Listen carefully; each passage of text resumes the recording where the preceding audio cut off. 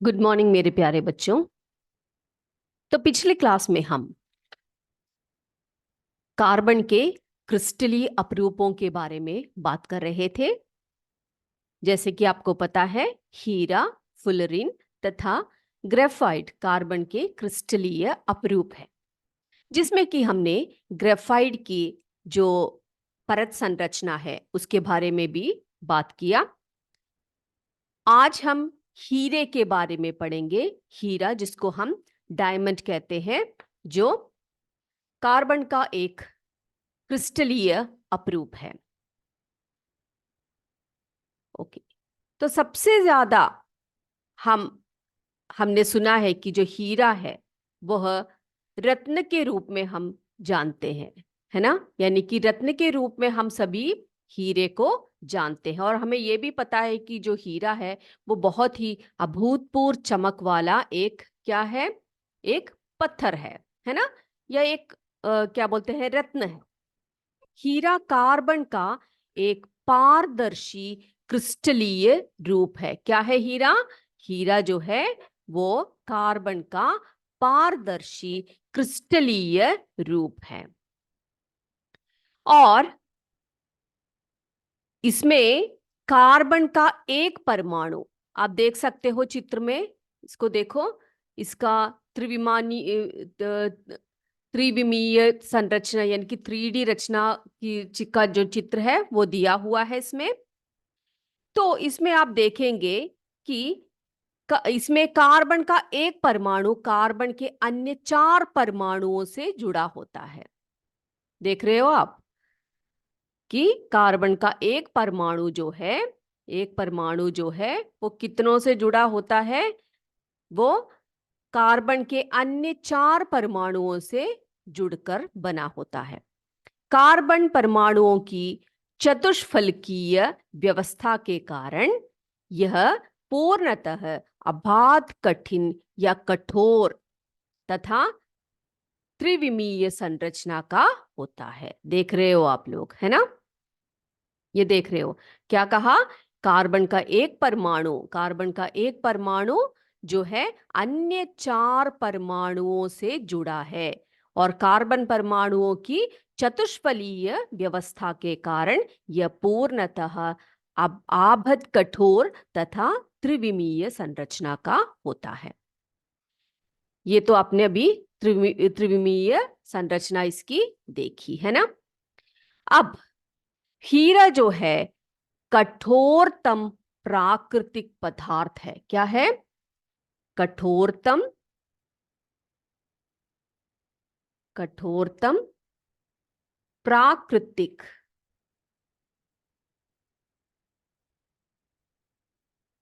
पदार्थ है।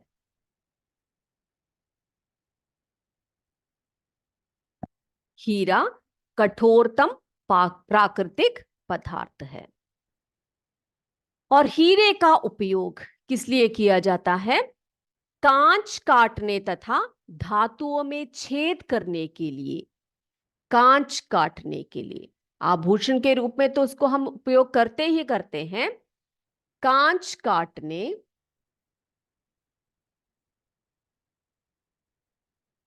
धातुओं में छेद करने, धातुओं में छेद करने, ठीक है, क्योंकि ये बहुत ही कठोर होता है।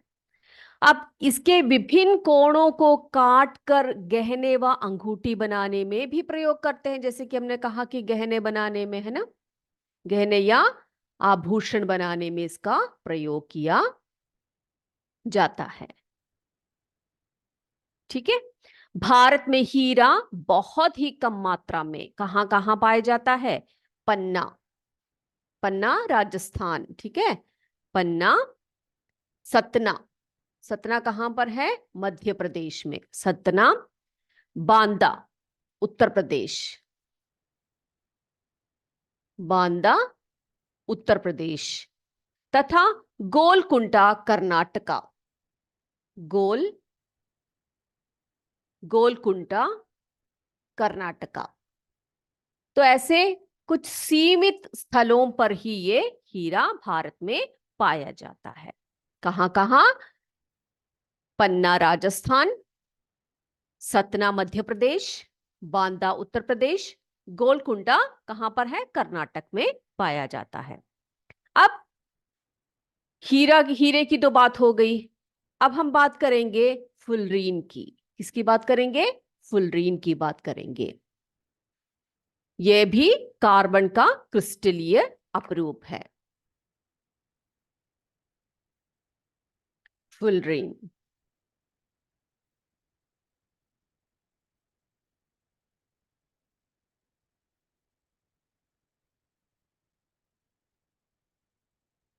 चलिए, अब जो फुलरीन है, अगर हम फुलरीन की बात करें, जैसे कि मैंने आपको बताया कि फुलरीन भी क्रिस्टलीय अपरूप है कार्बन का। सन 1985 में, 1985 में क्या हुआ?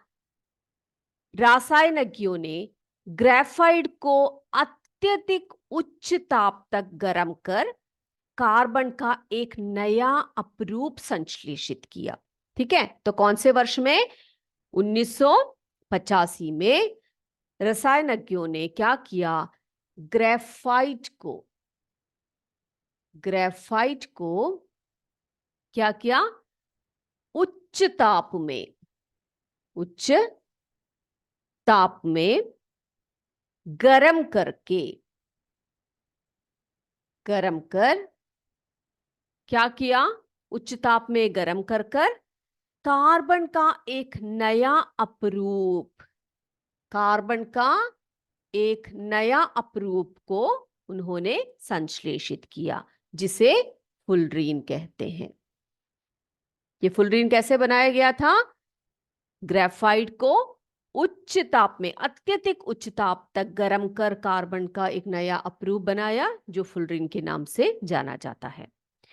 फुलरीन वह क्रिस्टलीय कार्बन है जिसमें, ये देखो, ये जो ये भी क्रिस्टलीय कार्बन है। ठीक है, आपको मैं जरा इसके चित्र दिखा देती हूं फुलरीन का।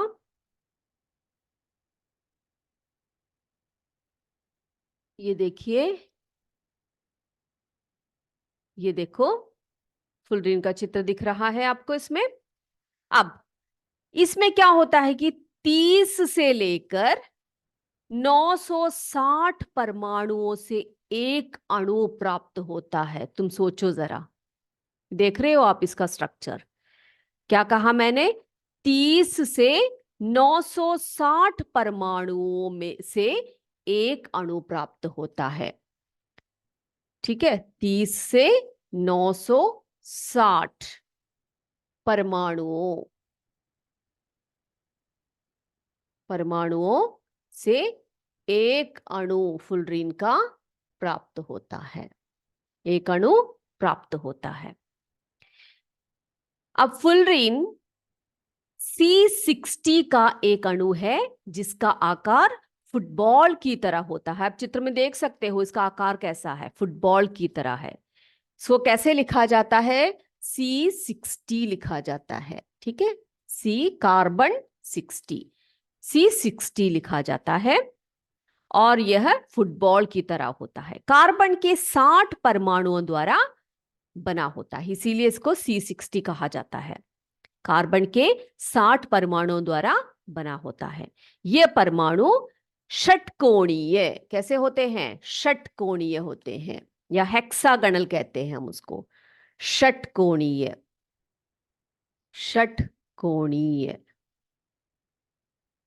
ठीक है, षटकोणीय, हेक्सागणल व पंचकोणीय। षटकोणीय हो सकता है या पंचकोणीय हो सकता है, पेंटागन। ठीक है, जिनके 5 कोणे होते हैं, या षटकोणीय यानी कि जिनके 6 कोणे होते हैं।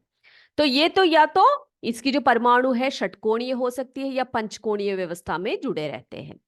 C60 फुलरीन विद्युत का कुचालक होता है। जैसे कि ग्रेफाइट हमने कहा कि सुचालक होता है, विद्युत सुचालक होता है, लेकिन फुलरीन जो है क्या होता है? फुलरीन, फुलरीन विद्युत कुचालक होता है, विद्युत कुचालक होता है। ठीक है, इतनी बात क्लियर हो गई सबको? चलिए, अब ये अगर आपको क्लियर हो गई है तो अगले टॉपिक की तरफ हम बढ़ते हैं। अगला हम पढ़ेंगे कार्बनिक रसायन का परिचय। कार्बनिक रसायन का परिचय यानी कि उसकी जो केमिकल स्ट्रक्चर है उसके बारे में पढ़ेंगे, किसकी? कार्बन के केमिकल कॉम्पोजिशन के बारे में पढ़ेंगे। चलिए, तो कार्बनिक कार्बनिक कार्बनिक रसायन, कार्बनिक रसायन का परिचय, ये है हमारा अगला टॉपिक, कार्बनिक रसायन का परिचय। अब इसमें 19वीं शताब्दी में क्या हुआ? 19वीं शताब्दी में उसके आरंभ में पदार्थों को उनके प्राकृतिक स्रोतों के आधार पर, पदार्थों को प्राकृतिक स्रोतों के आधार पर, स्रोतों के आधार पर क्या किया गया? 2 वर्गों में विभाजित किया गया। स्रोतों के आधार पर 2 वर्गों में उनको क्या किया? विभाजित किया गया। ये है कार्बनिक और अकार्बनिक। कौन कौन से हैं? कार्बनिक और अकार्बनिक, जिसको हम अंग्रेजी में ऑर्गेनिक और अकार्बनिक को इनऑर्गेनिक कहते हैं।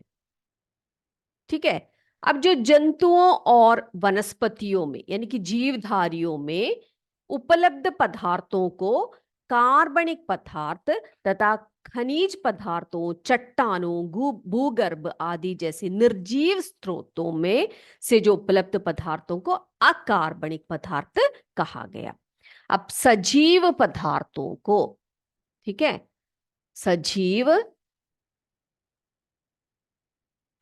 सजीवों में या जीवधारियों के पदार्थों को हम कार्बनिक पदार्थ कहते हैं, तथा जो निर्जीव स्रोत हैं, निर्जीव स्रोतों को से जो उपलब्ध पदार्थों को हम अकार्बनिक पदार्थ कहते हैं।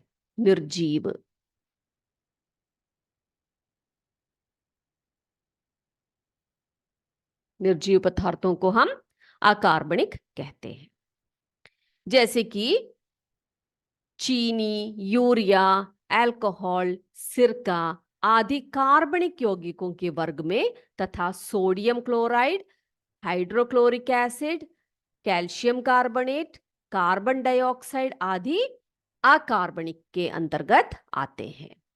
क्या क्या एग्जाम्पल आपको बताए मैंने अभी? चीनी, यूरिया,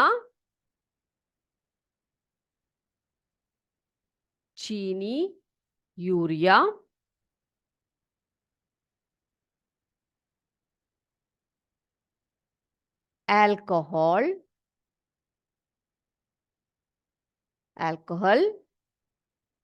सिरका, ये सब किसके अंतर्गत आते हैं? ये सब कार्बनिक पदार्थों के अंतर्गत आते हैं।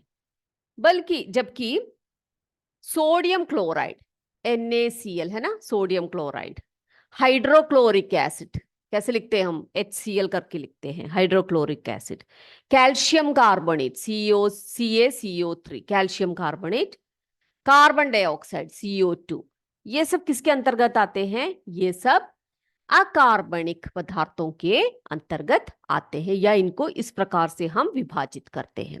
तो प्राकृतिक पदार्थों को प्राकृतिक स्रोतों के आधार पर दो वर्गों में बांटा गया है। वे कौन कौन से हैं? कार्बनिक और अकार्बनिक। जिसमें सजीव पदार्थों को हम किसके अंतर्गत रखते हैं? कार्बनिक। और निर्जीव पदार्थों को अकार्बनिक के अंतर्गत रखते हैं। चीनी, यूरिया, अल्कोहल, सिरका आदि कार्बनिक पदार्थ के अंतर्गत आते हैं, जबकि निर्जीव पदार्थों के अंतर्गत sodium chloride, hydrochloric acid, calcium carbonate, carbon dioxide सब उसके अंतर्गत आते हैं। किसके अंतर्गत? अकार्बनिक पदार्थों के अंतर्गत आते हैं। ठीक है, चलिए अब सन 1828 में क्या हुआ? एक बहुत ही मशहूर जो है वैज्ञानिक थे, ठीक है, उनका नाम था वेलर। क्या नाम था उनका? वेलर। तो उन्होंने क्या किया? सर्वप्रथम प्रयोगशाला में कार्बनिक यौगिक यूरिया का संश्लेषण किया। क्या किया उन्होंने? ये है वेलर, जिन्होंने सर्वप्रथम कार्बनिक यौगिक यूरिया का संश्लेषण किया। यूरिया प्रयोगशाला में बनने वाला पहला कार्बनिक यौगिक है। ठीक है, तो क्या किया इन्होंने? वेलर ने क्या किया? वेलर ने सबसे पहले क्या किया? सर्वप्रथम प्रयोगशाला में इन्होंने क्या किया? प्रयोगशाला में कार्बनिक यौगिक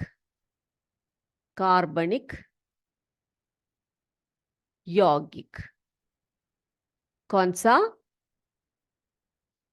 यूरिया का संश्लेषण किया। और यूरिया प्रयोगशाला में बनने वाला सर्वप्रथम कार्बनिक यौगिक है। यूरिया अमोनियम साइनेट को गर्म करके बनाया गया। कैसे बनाया गया? देखो ऐसे, NH4CNO जो अमोनियम साइनाइड है, अमोनियम साइनाइड, ठीक है, अमोनियम साइनाइड। इसको गर्म करके कैसे बनाया गया? इसको गर्म करके अमोनियम साइनाइड को गर्म करने पर क्या प्राप्त हुआ? यूरिया प्राप्त हुई, NH2CONH2। ठीक है, ये क्या है? यूरिया। तो सब सर्वप्रथम वेलर ने क्या किया? प्रयोगशाला में कार्बनिक यौगिक यूरिया का निर्माण किया या संश्लेषण किया।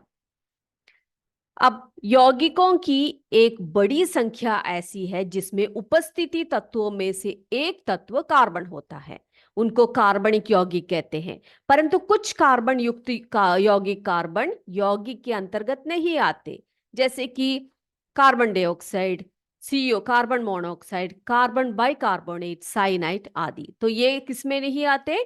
कार्बनिक यौगिक कार्बनिक, ठीक है, यानी कि उसके अंतर्गत नहीं आते हैं। अब मैंने पिछली क्लास में आपको बताया था कि बेटा हाइड्रोकार्बन क्या होता है। क्या बताया था आपको मैंने? हाइड्रोकार्बन, है ना। हाइड्रोकार्बन क्या होता है? हाइड्रोकार्बन यानी कार्बन तथा हाइड्रोजन तत्वों के रासायनिक संयोग से बनते हैं। उस यौगिक को ही हम क्या कहते हैं? हाइड्रोकार्बन कहते हैं। तो थोड़ी सी जानकारी इसके बारे में भी हम कर लेते हैं। हाइड्रोकार्बन,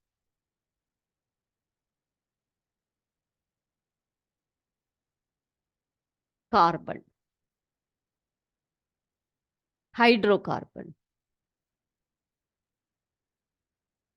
हाइड्रोकार्बन क्या बताया था? जो किसका यौगिक है? हाइड्रोजन तथा कार्बन का। हाइड्रोजन तथा कार्बन, यानी कि ये देखो, कार्बन तथा हाइड्रोजन, हाइड्रोजन, इसका रासायनिक योग है हाइड्रोकार्बन। अब इसके उदाहरण देखो, उदाहरण जैसे मेथेन, मेथेन, ओके, जिसका रासायनिक सूत्र CH4 है। एथेन, एथेन, इसको कैसे लिखेंगे? C2H6। एथिलीन, अगला है एथिलीन, एथिलीन, एथिलीन को कैसे लिखते हैं? C2H4। Acetylene, acetylene, acetylene, C2H2। ये सभी हाइड्रोकार्बन के उदाहरण हैं। ये सब किसके उदाहरण हैं? हाइड्रोकार्बन के। और हाइड्रोकार्बन के क्या है? कार्बन तथा हाइड्रोजन तत्वों के रासायनिक संयोग से बने यौगिक। और इनके उदाहरण मेथेन, एथेन, एथिलीन, एसिटिलीन आदि है। चलिए पहले हम देख लेते हैं कि मेथेन क्या है। CH4 है ना, जिसका रासायनिक सूत्र है CH4। Methane, CH4। अब मेथेन सरलतम हाइड्रोकार्बन यौगिक है। ये क्या है? सरलतम, सरलतम हाइड्रोकार्बन यौगिक है। ये सरलतम हाइड्रोकार्बन यौगिक है। कौन सा? मेथेन। ठीक है। अब इसके एक अणु में कार्बन के एक परमाणु के साथ, इसके एक अणु में कार्बन के एक परमाणु के साथ 4 हाइड्रोजन परमाणु जुड़े रहते हैं। ठीक है, चलिए भी दिखा देते हैं। मीथेन का स्ट्रक्चर आपको दिखा देते हैं तो आपको एकदम से समझ में आ जाएगा। वो क्या बताया मैंने? इसके एक अणु में, इसके एक अणु में कार्बन के एक परमाणु के साथ, ये देखो, ये है मीथेन का स्ट्रक्चर। एक अणु में कार्बन के एक परमाणु के साथ 4 हाइड्रोजन परमाणु जुड़े होते हैं। मीथेन प्राकृतिक गैस और तेल कूपों से निकलने वाली गैसों में उपस्थित होते हैं। कहाँ उपस्थित होते हैं मीथेन? प्राकृतिक गैस और तेल कूपों से निकलने वाली गैसों में उपस्थित होते हैं। दलदली स्थानों में पेड़ पौधों व अन्य कार्बनिक पदार्थों के सड़ने से उत्पन्न गैसों का मुख्य घटक मीथेन गैस होता है। मीथेन गैस को इसीलिए हम क्या कहते हैं? इसको हम मार्श गैस भी कहते हैं। क्या कहते हैं? जब सड़ते गलते हैं वस्तुएं, हमें पता है पेड़ पौधे या जीव जंतुएं कुछ भी जब सड़ते गलते हैं तो उसमें से बड़ी गंदी सी एक स्मेल आती है ना? तो वो स्मेल क्यों आती है? क्योंकि उसमें मीथेन गैस होता है ना? तो मीथेन गैस को हम मार्श गैस भी कहते हैं, क्योंकि यह दलदली स्थानों पर भी, दलदली स्थलों पर पेड़ पौधे व अन्य अकार्बनिक पदार्थों के सड़ने से उत्पन्न गैस का मुख्य घटक ये होता है। इसको हम मार्श गैस भी कहते हैं। किसको? मीथेन को मार्श गैस भी कहते हैं। मीथेन और वायु के मिश्रण को प्रज्वलित करने पर भयंकर विस्फोट होता है बच्चों। ठीक है, मीथेन गैस को, मीथेन गैस और वायु का मिश्रण, और वायु का मिश्रण को प्रज्वलित करने पर भयंकर विस्फोट हो सकता है। कोयले की खानों में विस्फोट होने का यही कारण है। ठीक है, कभी कभी क्या होता है कि कोयलों के खानों में बड़े बड़े विस्फोटे होते रहते हैं, क्योंकि वहां पर क्या बनते रहते हैं? मीथेन गैस होता रहता है, और जब वायु उसके साथ मिल जाती है तो वो प्रज्वलित होकर विस्फोट का कारण बनती है। ये बात क्लियर है? अब हम पढ़ेंगे कार्बन ईंधन का आवश्यक अवयव। कार्बन जो है वो ईंधन का एक आवश्यक अवयव है, बहुत ही इंपॉर्टेंट है। अगला टॉपिक, कार्बन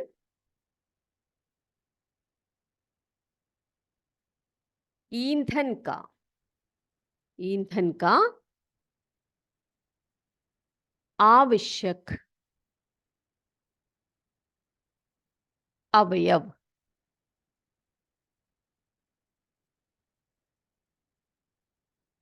ओके, कार्बन ईंधन का आवश्यक अवयव, ये है हमारा अगला टॉपिक।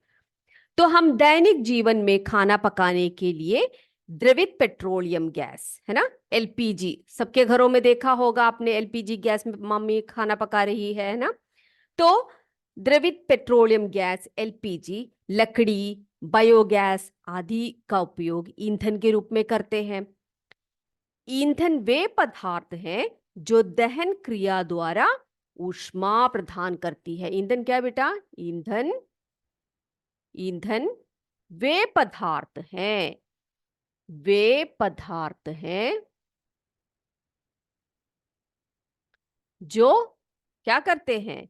दहन क्रिया द्वारा, दहन क्रिया द्वारा, दहन क्रिया द्वारा क्या करते हैं? ऊष्मा प्रदान करती है, ऊष्मा प्रदान करती है। उन पदार्थों को हम क्या कहते हैं? उन पदार्थों को हम ईंधन कहते हैं या फ्यूल कहते हैं। क्या कहते हैं? फ्यूल कहते हैं। अधिकांश ईंधनों में कार्बन तत्व या यौगिक रूप में उपस्थित होते हैं। ईंधन ऊर्जा के प्रमुख स्रोत है। वर्तमान में जो है ऊर्जा की मांग का प्रमुख हिस्सा ईंधन को जलाकर प्राप्त किया जाता है। जैसे कारखानों में, सड़क, समुद्र तथा वायु परिवहन में ईंधन की ही ऊर्जा के स्रोत, डिफरेंट डिफरेंट ऊर्जा के स्रोतों का उपयोग किया जाता है। अब दैनिक जीवन के विभिन्न क्रियाकलापों में ऊर्जा के स्रोत के रूप में ईंधन का प्रयोग हम करते हैं, हमें पता है। अब देखते हैं ईंधन के स्रोत कौन कौन से हैं। ईंधन के कई स्रोत हैं, ठीक है। ईंधन के स्रोतों के बारे में चर्चा करते हैं। ईंधन के स्रोत, ईंधन के स्रोत के बारे में बात करते हैं। सबसे पहले जैव द्रव्यमान। क्या है? पहला, जैव द्रव्यमान,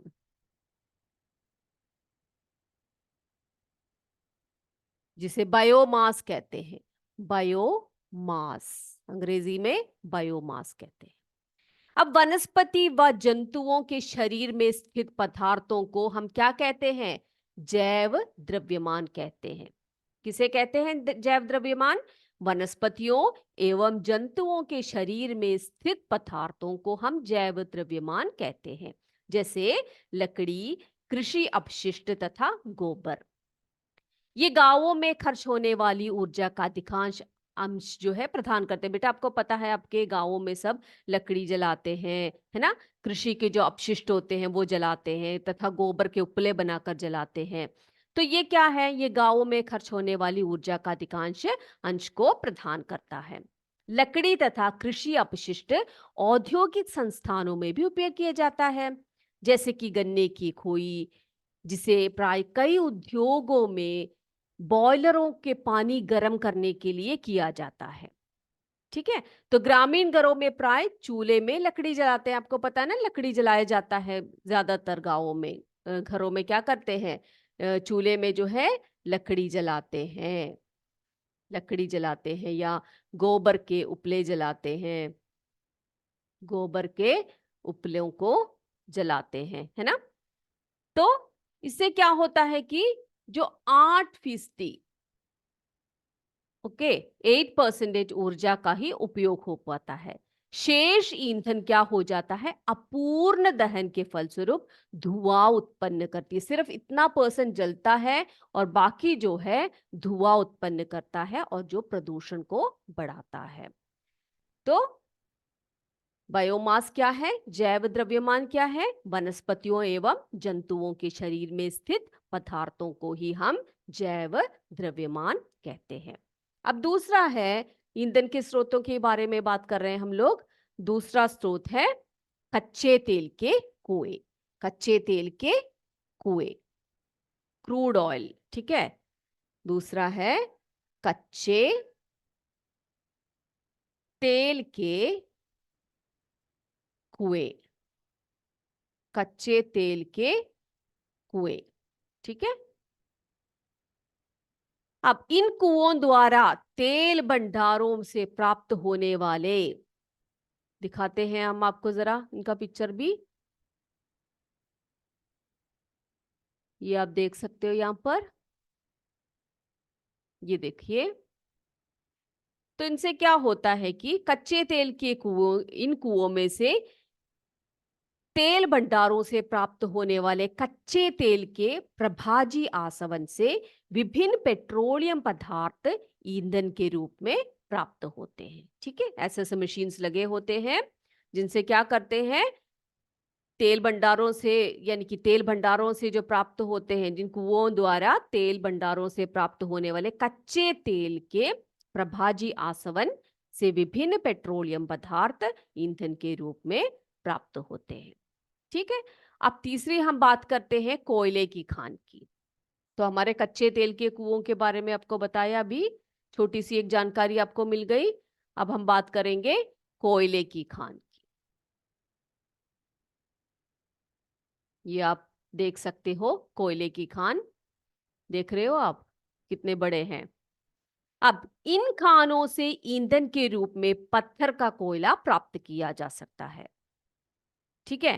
अब ईंधन पदार्थों की जो है, जैसे कि ये जो पदार्थ है, यहां पर आप देख रहे हो, यहां पर पदार्थ जो है ये क्या है, ये ये क्या है, पत्थर का कोयला है। और उनको देखो गाड़ियों में भर भर कर एक जगह से दूसरी जगह पर, जहां जहां जरूरत होती है वहां पर ले जाया जाता है। तो वो तो थी कोयले की खान। तीसरा, कोयले की खान, ठीक है। चलिए, अब बेटा, अ, जो ईंधन है, ईंधन पदार्थ जो है तीनों अवस्थाओं में पाई जाती है। तीनों अवस्थाएं कौन कौन सी है, जैसे कि ठोस ईंधन, द्रव ईंधन और गैस ईंधन। तो जो ईंधन है वो तीन अवस्थाओं में पाए जाते हैं। ईंधन की तीन अवस्थाएं, ईंधन की तीन अवस्थाएं, कौन कौन सी अवस्था में पाए जाते हैं, ठोस ईंधन, ठोस ईंधन, द्रव ईंधन और गैस ईंधन। यही तो होते हैं तीन अवस्थाएं, है ना।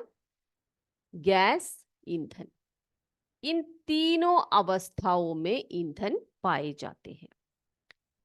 अब बेटा, लकड़ी का कोयला, पत्थर का कोयला, गोबर के कंडे आदि क्या है, ठोस ईंधन के उदाहरण हैं। मिट्टी का तेल, डीजल, पेट्रोल, गैसोलीन, ये सब किसके उदाहरण हैं, द्रव ईंधन के उदाहरण हैं। गोबर gas, coal gas, producer gas, प्राकृतिक गैस आदि किसके उदाहरण हैं, वो सब उदाहरण हैं किसके, वो सब गैस ईंधन के उदाहरण हैं। क्या क्या है गैस ईंधन के उदाहरण, गोबर gas, water gas, coal gas, producer gas, प्राकृतिक गैस, ये सभी किसके उदाहरण है, गैसीय ईंधन के उदाहरण है। अब बेटा, घरेलू ईंधन क्या है, घरेलू ईंधन, घरेलू ईंधन यानी लकड़ी, कोयला, केरोसिन, द्रवित पेट्रोलियम गैस यानी कि एलपीजी, ये सभी घरों में प्रयुक्त होने वाले ईंधन है। तो इसीलिए हम उनको क्या कहते हैं, घरेलू ईंधन कहते हैं, है ना।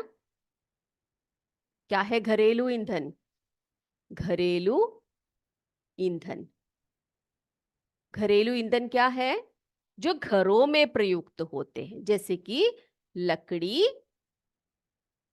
लकड़ी, कोयला, लकड़ी, कोयला, केरोसिन, केरोसिन, एलपीजी, है ना, जो हम लोग गैस यूज करते हैं, एलपीजी। ये सब क्या है? ये सब घरेलू ईंधन है जो हम घरों में यूज करते हैं। अब दूसरा है औद्योगिक ईंधन। नाम से ही आपको पता लग गया होगा, औद्योगिक ईंधन। औद्योगिक ईंधन क्या बेटा? पेट्रोल, पेट्रोल, डीजल, कोयला,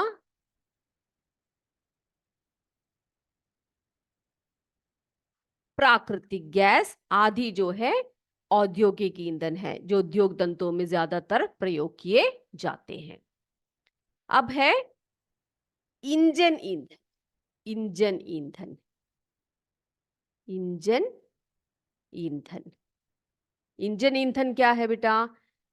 पेट्रोल, डीजल, मिट्टी का तेल, ये सब क्या है? ये सब इंजनों को चलाने में, कई प्रकार के इंजनों को चलाने में उपयोग किए जाने वाले ईंधन है। पेट्रोल, डीजल, मिट्टी का तेल, है ना, केरोसिन जिसे कहते हैं, मिट्टी का तेल। ये सब उद्योग धंधे, जो बड़े बड़े इंजनों को चलाने में प्रयुक्त किए जाते हैं। ठीक है। और बेटा रॉकेट ईंधन होता है एक, रॉकेट ईंधन। अब रॉकेट ईंधन क्या होता है भाई? रॉकेट ईंधन यानी जो मेथिल हाइड्रोजन, ठीक है, मेथिल हाइड्रोजन, द्रवित हाइड्रोजन आदि जेट, रॉकेट एवं मिसाइलों में प्रयुक्त होने वाले ईंधन है, इसीलिए इन्हें क्या कहते हैं? रॉकेट ईंधन कहते हैं। ठीक है। मिथेल हाइड्रोजन, द्रवित हाइड्रोजन आदि जेट, रॉकेट आदि मिसाइलों को बनाने में प्रयुक्त होने वाले ईंधन है, इसीलिए इन्हें रॉकेट ईंधन कहते हैं। तो आज हमने बहुत सारी बातें की ईंधन के स्रोतों के बारे में। कार्बन जो है ईंधन का आवश्यक अवयव है। मीथेन के बारे में बात किया हमने। तो ये सब बातें अगली क्लास में अच्छी तरह से पढ़कर आइएगा। तब तक के लिए आज की क्लास यही समाप्त करेंगे।